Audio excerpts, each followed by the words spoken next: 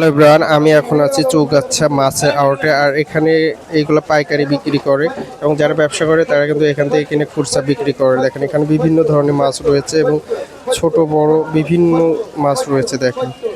এবং এটা হচ্ছে নিলামে তুলে তারপরে বিক্রি করে, যে সব থেকে বেশি দাম বলবে তাকেই কিন্তু এই মাছগুলো দিবে। তো দেখেন কিভাবে মাছের ডাক দিতেছে।